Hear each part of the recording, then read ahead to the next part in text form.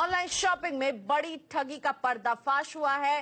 Flipkart, ShopClues और Snapdeal जैसी e-commerce websites पर धड़ल्ले से नकली सामान की बिक्री हो रही है। दिल्ली और मेरठ में पुलिस की छापेमारी में बड़ी तादाद में ऑनलाइन बिकने वाला नकली सामान बरामद किया गया है। इस छापेमारी में CNN न्यूज 18 भी पुलिस के साथ था और इस खबर पर ज्यादा डिटेल्स देने के लिए हमारे साथ जुड़ रहे हैं न्यूज 18 के senior associate editor Shubhajit Sen Gupta. Shubhajit, सबसे पहले नकली सामान पर पुलिस की रेड कहां किन किन लोकेशंस पर हुई है?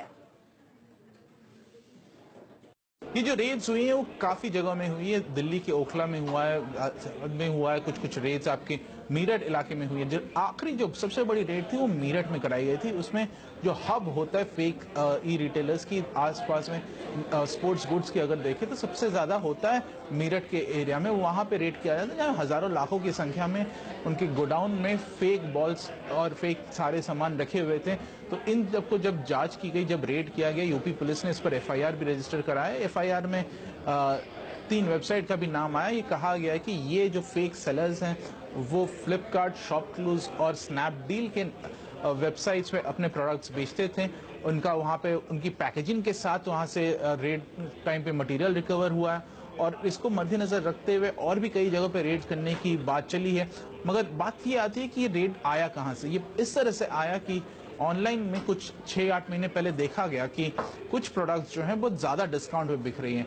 उस वक्त जो इसके चलते क्या हो रहा था, जो खरीदने के लिए ऑनलाइन कंज्यूमर थे वो इन ट्रेडर्स के पास जा रहे थे, ना कि जो ज्यादा पैसे में जो ओरिजिनल सेलर्स हैं उनके पास। तो ये देखते हुए ओरिजिनल सेलर्स ने कंप्लेन किया कंपनी के पास कि आप किसी और को ज्यादा डिस्काउंट दे रहे हैं। कंपनी ने कहा हमने तो किसी को डिस्काउंट दिया ही नहीं, तो ये कहां से बात आ रही है। तो इसको देखते हुए फिर उन्होंने इन्वेस्टिगेट कराया तो देखा कि ये धड़ल्ले से फेक प्रोडक्ट्स बिक रहे हैं और वेबसाइट्स उन पर उनको कहने पर भी वो लोग एक्शन नहीं ले रहे हैं। उसके बाद ये FIR तो ये रेड्स हुई और रेड के बाद अब FIR भी दर्ज हुआ है इन रिटेल सेलर्स के खिलाफ। शुभजीत, ये भी समझाइए कि आखिर किन प्लेटफॉर्म का इस्तेमाल किया जा रहा था?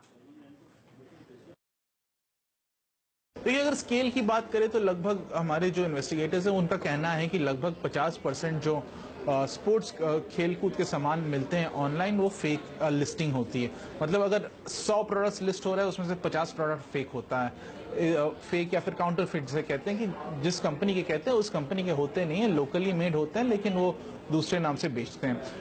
अगर अपैरल्स या कपड़ों में देखा जाए तो 30 से 35% जो प्रोडक्ट आती है जो लिस्ट होती है वो फेक लिस्ट होती है। तो ऐसे अगर हमारा जो स्पेसिफिक रेट था वो था 2 ब्रांड्स पे, निविया और कॉस्को। इन दोनों ब्रांड्स पर उन्होंने जाके देखा कि हजारों लाखों की संख्या में फेक प्रोडक्ट्स बने हुए हैं। वहां पे जब हम पहुंचे तो वहां पे नाइकी के स्वेटर्स और नाइकी के काफी अदर दूसरे प्रोडक्ट्स भी दिखे जो फेक थे और उस पर भी काफी काम हो रहा था, उस पर भी धड़ल्ले से बिजनेस हो रही थी। हमने जब ये पूछा उनसे कि ये ओरिजिनल है या फेक है, वहां के जो बेचने वाले थे उन्होंने सीधा कहा कि आप तो मेरठ में रहते हैं, यहाँ पे जो बिकता है वो फेक होता है या ओरिजिनल होता है। मतलब पुलिस वाले को भी इनका ये कहना था कि आपको पता ही है हम लोग फेक बेच रहे हैं। तो ये खुल्ला व्यापार हो रहा था वहां पर और इस पर रेड बनने के बाद ही थोड़ा सा रुकावट आया।